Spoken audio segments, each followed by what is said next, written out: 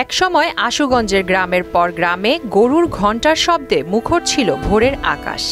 খামারে খামারে চলত দুধ দোয়ানোর প্রতিযোগিতা। প্রাণ ভরে গরু দুধ দিচ্ছে খামারিকে, যেন স্বপ্ন বুনছে প্রতিটি ফোঁটায়।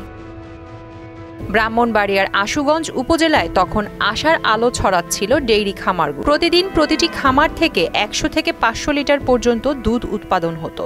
প্রায় 1500-র বেশি খামারে 22,000-এরও বেশি গাভী, এ যেন ছিল এক সম্ভাবনার খনি। আড়াইশিধা ইউনিয়ন ছিল দুধ উৎপাদনের শীর্ষে। প্রতিদিন প্রায় 12,000 লিটার দুধ সংগ্রহ হতো পুরো উপজেলায়। কিন্তু সময়ের সঙ্গে সেই স্বপ্নে ধরল ভাঙনের ছাপ। নেই নির্দিষ্ট বাজার, নেই দাম ঠিক রাখার নিশ্চয়তা। প্রতি লিটার দুধ 60 থেকে 65 টাকার বেশি কেউ দিতে চায় না। স্থানীয় পাইকারদের হাতে পড়ে খামারিরা হারাচ্ছেন ন্যায্য মূল্য।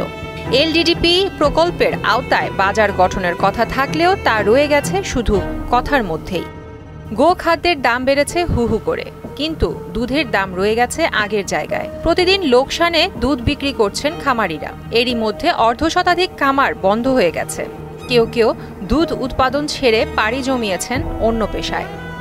আশুগঞ্জের খামার মালিকরা বলছেন, সরকার যদি দুধের জন্য একটি নির্দিষ্ট বাজার গড়ে তোলে আর অল্প সুদে ব্যাংক ঋণের ব্যবস্থা করে, তাহলে হয়তো আবার ঘুরে দাঁড়ানো সম্ভব। আমার একটা গাভী 32 লিটার পর্যন্ত দুধ দিই। আবার 20 লিটারও আছে, 25 লিটারও আছে, 30 লিটারও আছে। দুধ আমরা বছরে 1 ঘন্টাকে বিক্রি করি 60 থেকে 65 টাকা।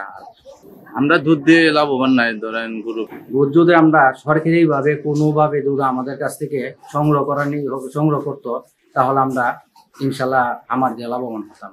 তো আমরা যদি দুধের মূল্যটা একটু বেশি পেতাম, কেজিতে 5 টাকাও বাড়তো, তাহলে আমরা অনেক কিছু লাভবান হইতাম। আসলে বর্তমানে লাভবান না, যে ডিডি আরাম করছে, যেটা ইনভেস্ট করছি, ইনভেস্টের লোক আমাদের কোনো লাভের কোনো সংযোগ নাই। দুধ প্রায় ফার্ম নিয়ে টিকে থাকতে পারবো কি? তো এই ব্যাপারে সরকার যদি একটু সদয় হয় এবং দুধের ন্যায্য মূল্যের দিকে একটু খেয়াল রাখে, তাইলে হয়তো আমরা এই গাভী নিয়ে টিকে থাকতে পারি। দই মিষ্টির কোম্পানি আর দুধ প্রক্রিয়াজাতকারী প্রতিষ্ঠানগুলো যদি এখান থেকেই সরাসরি দুধ কিনত, তাহলে আমরা বেঁচে যেতাম। প্রাণী সম্পদ দপ্তরের তথ্য অনুযায়ী খামারিরা নিজের প্রচেষ্টায় এই শিল্প গড়ে তুলেছে। এখন দরকার সরকারি সহায়তা ও একটি স্থায়ী বাজার। কৃষি ঋণের একটা সুযোগ আছে, সেটা হচ্ছে 5% হারে সরকারি কৃষি ঋণ দেওয়া হয়। সেগুলো আমাদের সরকারি যে কোনো ব্যাংক থেকে দেওয়া হয়, এবং পাশাপাশি ব্যাংক আমাদের থেকে একটা খামারি, উনি যে একজন খামারি, সেই ক্ষেত্রে একটা সার্টিফিকেশন আশা করে। তো আমরা যখন কোনো খামারি আমাদের কাছে আসেন, সেই সার্টিফিকেট আমরা দিয়ে দিই, সেটা নিয়ে তারা ব্যাংক থেকে সেই ঋণটা নিয়ে গ্রহণ করতে পারে। নয়তো দুধ নয়, আশুগঞ্জের খামারে বয়ে যাবে শুধু কান্নার স্রোত।